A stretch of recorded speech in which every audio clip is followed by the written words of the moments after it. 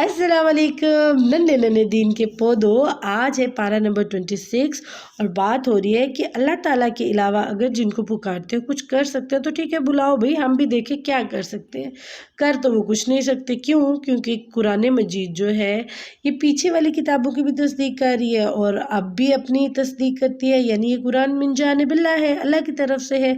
और जो जुल्म करते हैं उनके लिए इसमें डांट भी है और जो अच्छे काम करते हैं उनके लिए जन्नत खुशखबरी है। तो हमें नेकी का काम एकदम पक्के होके करना चाहिए ताकि उसका अजर जो है वो जन्नत मिले और फिर हमारा ईमान पक्का हो जाए। और आपको पता है मामा का सबसे ज़्यादा हक अपनी औलाद पे होता है, बिकॉज मामा बच्चे को पैदा करती हैं। मामा बच्चा कहाँ से पैदा होता है? बच्चे को अल्लाह ताला इनविजिबल तरीके से फरिश्ते जो हैं वो एक ड्रॉप ऑफ वाटर लेके आते हैं और वो जो है फरिश्ते लेके आते हैं। अल्लाह ताला उनको कहते हैं कुन फयकून, फिर वो हो जाता है। वो ड्रॉप ऑफ वाटर जो है वो मामा के पेट के अंदर रख के चले जाते हैं और फिर कुछ दिनों बाद वो आहिस्ता आहिस्ता ग्रोथ होने शुरू हो जाती है। तो मामा के पेट के अंदर जब जाता है वो ग्रोथ करता है तो वो एक छोटा सा नन्हा सा प्यारा सा आप जैसा बच्चा बन जाता है।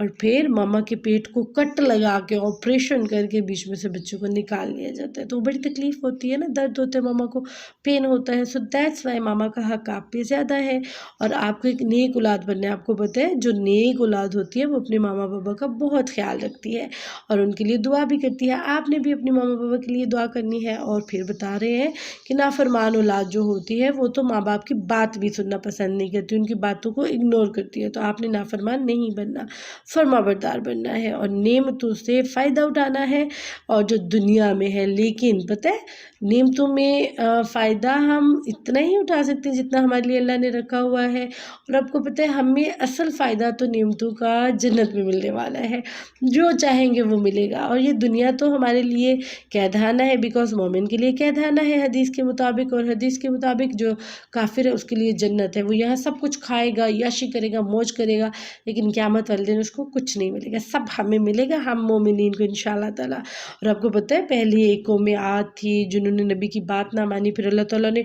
एक काला बादल लेके आए और उसके अंदर से फिर बरसा बहुत ज़ोरों से, नऊज़ुबिल्लाह, तेज़ आंधी, कड़क बिजली, बारिश, अल्लाह अकबर, आग की तरह मतलब उनके ऊपर बरसा और हर चीज़ को तबाह बर्बाद कर दिया। और आपको पता है जब नबी सल्लल्लाहु अलैहि वसल्लम आसमान पे काले बादल या गहरे बादल देखते तो परेशान हो जाते कि कोई अजाब तो नहीं आ गया, इस तरह का उनको शक होता था।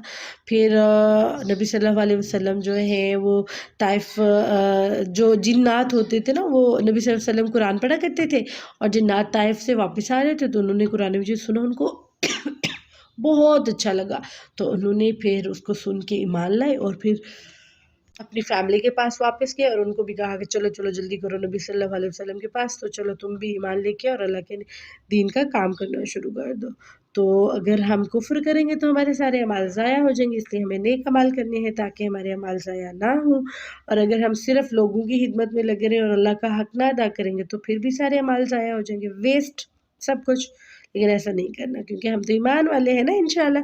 तो ईमान लाने वालों के लिए अल्लाह ने क्या क्या रखा है, नेक अमाल करते हैं, नबी सल्लल्लाहु अलैहि वसल्लम पर यकीन रखते हैं, कुरान पर यकीन रखते हैं, सुन्नत पर यकीन रखते हैं, हदीस पर यकीन रखते हैं, तो फिर अल्लाह ताला उनके गुनाहों को मिटा देते हैं और फिर उनके हालात अच्छे हो जाते हैं। और कुरान मजीद तो मुकम्मल पैकेज है ना हमारे पास, जो हर चीज़ के बारे में बताता है, जंग के बारे में, कैदियों के बारे में, कैद करना है, छोड़ना है, अगर छोड़ना है तो कैसे छोड़ना है, कैद करके रखा है तो क्या करना है, बच्चा पैदा हो रहा है तो क्या होगा, बच्चे को दूध कितनी देर पिलाना है, शादी कैसे करनी है, प्रॉपर्टी कैसे तकसीम करनी है, ईच एंड एवरीथिंग कुरान मजीद हमें बताता है। तो जो जन्नत होती है वो तो अल्लाह के राह में जो जिहाद करने वाले हैं उनके लिए है और हमें अल्लाह के दीन में काम करने वालों की मदद करने वाला बनना है। फिर है जी बात, अगर हम अल्लाह के दीन को ना पसंद करेंगे तो हमारे सारे अमाल वेस्ट हो जाएंगे। तो ऐसा नहीं करना, हमने अल्लाह के दीन को पसंद करना है, उनके कामों पे, उनके हुक्मों पे हमने अमल करना है और उनके हुक्म को मानना है, जभी तो हम मुत्तकीन बनेंगे। और मुत्तकीन जो है उनको जन्नत में पानी, शराब, दूध, शहद की नहरें और हर तरह के फल और अल्लाह ताला की बख्शिश भी मिलेगी, अल्लाह का सलाम मिलेगा, अल्लाह का दीदार मिलेगा, बहुत कुछ मिलेगा। तो हदायत जो होती है वो وہ اگر مل جائے تو پھر تقویٰ بھی مل جاتا ہے، اور پھر اس کے ساتھ ساتھ ہمیں قرآن مجید پر غور بھی کرنا چاہیے، کیونکہ قرآن مجید جو ہے یہ ہماری علم کا سرچشمہ ہے، اور بخل تو بالکل نہیں ہونا چاہیے۔ دنیا پہ خرچ کرتے وقت ہم خوش ہوں، لیکن اللہ کے راستے میں خرچ کرتے ہوئے ہمیں موت پڑ جائے، ایسا بالکل نہیں ہونا چاہیے، بلکہ اللہ کے راستے میں زیادہ خرچ کریں، کیونکہ اللہ تعالیٰ پھر بڑھا چڑھا کے لوٹا دیتے ہیں، اللہ تعالیٰ رکھتے بھی نہیں اپنے پاس، ٹھیک ہے۔ پھر بات ہو رہی ہے کہ اگر ہم دین کا کام نہیں کریں گے تو اللہ تعالیٰ کسی اور کو لے آئے گا، وہ دین کا کام کرے گا، تو ہم کیوں کسی اور کو جگہ دیں، ہم تو خود کریں گے۔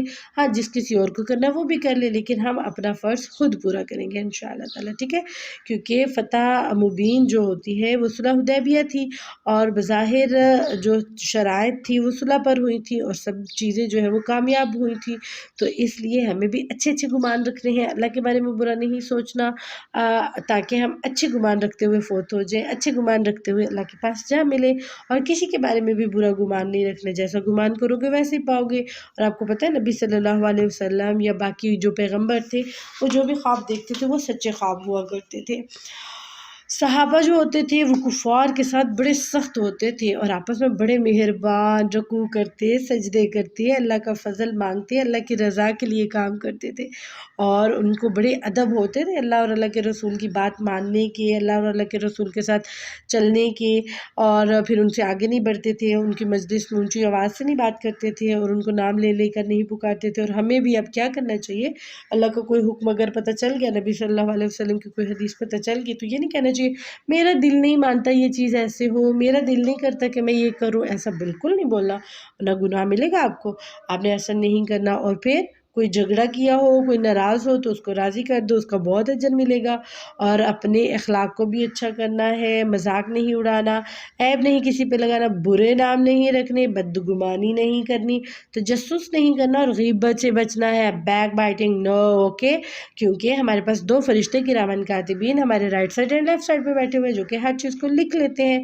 سو ہم نے اچھے کام کرنے ہیں۔ آج کے بارے میں ہم نے بہت کچھ سیکھا، اور اس میں پوائنٹ یہ ملتا ہے کہ جو اللہ اور اللہ کے رسول نے ہمیں حکم دیے ہیں ان کو اپنانا ہے، اور گندی باتوں کو چھوڑ دینا ہے۔ السلام علیکم۔